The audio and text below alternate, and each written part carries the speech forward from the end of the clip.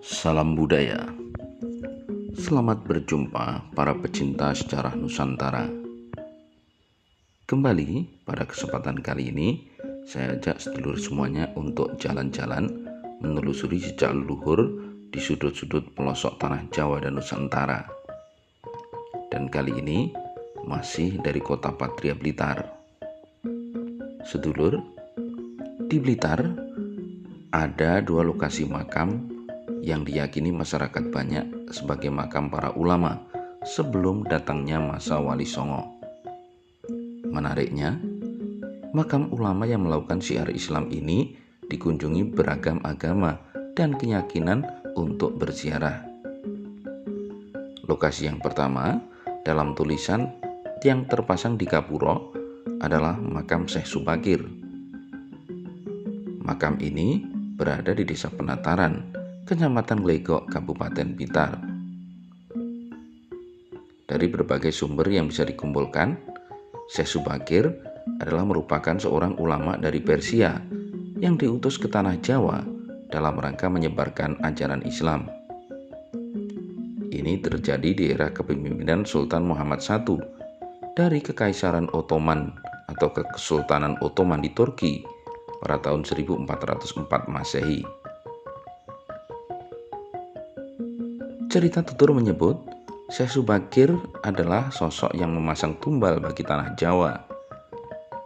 Gunanya adalah untuk menetralisir pengaruh negatif agar Pulau Jawa menjadi kondusif kondisinya. Kisah kesaktian Syekh Subakir membuatnya menjadi sangat terkenal dan masyarakat pun sangat fanatik terhadapnya.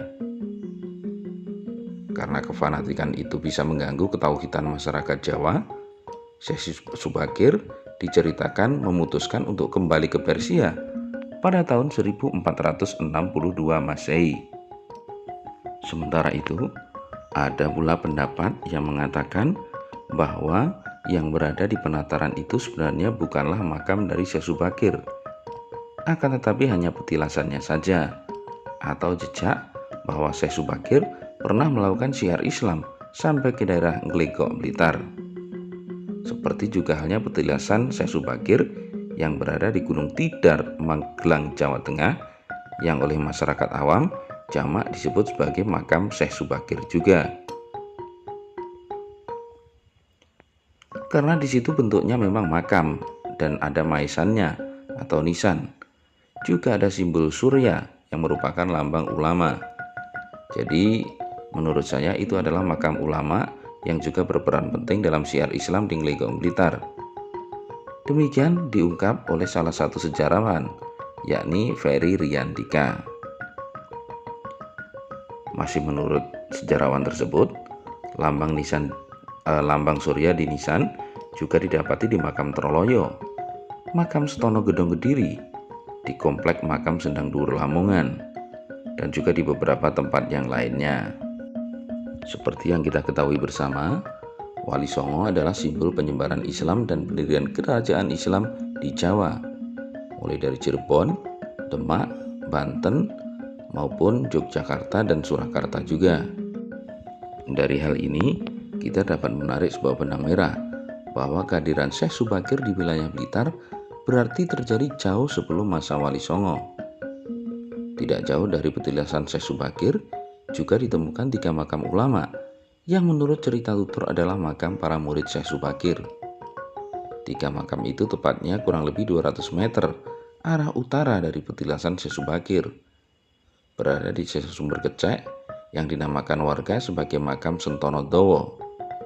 Sentono artinya sahabat atau cantrik dan Dowo artinya panjang. Ini terjadi karena memang ketika makam di areal itu panjangnya lebih dari 2 meter. Menurut berbagai macam sumber, sebelum Syekh Subakir diutus ke tanah Jawa, sebenarnya sudah banyak ulama dari Timur Tengah yang diutus ke tanah Jawa. Akan tetapi bisa dibilang semuanya gagal total. Nah, kemudian diutuslah Syekh Subakir yang memang punya beberapa kelebihan dibanding ulama-ulama yang lain. Syekh Subakir ini adalah seorang ahli ruhyah dan ahli ramalan. Hal inilah yang konon membuat banyak bangsa jin merasa segan dan menyingkir ke daerah Alas Roban, Gunung Merapi, dan juga Laut Selatan. Selain itu, Syekh Subakir konon memiliki batu hitam yang memiliki kekuatan magic. Di tanah Jawa, batu ini konon ditancapkan di puncak Gunung Tidar Magelang sebagai pakunya tanah Jawa.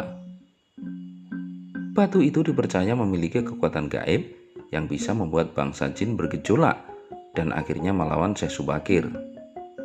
Namun pertarungan itu akhirnya bisa dimenangkan oleh Syekh Subakir.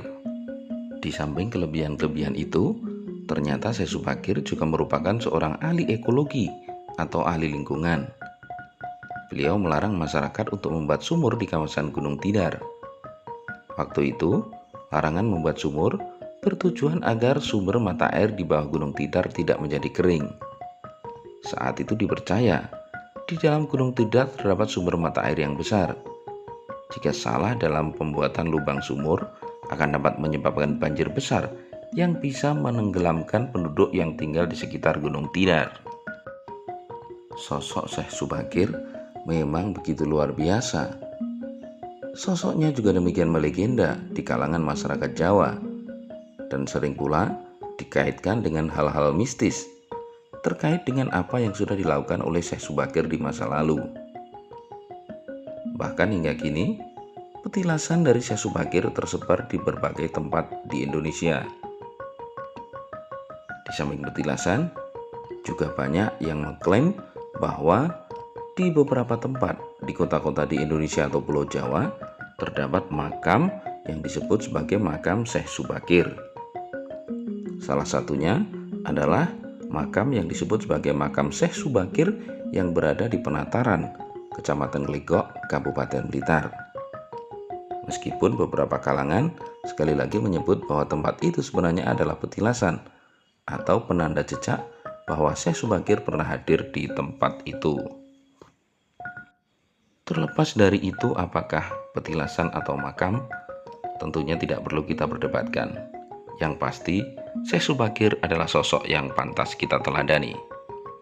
Salam.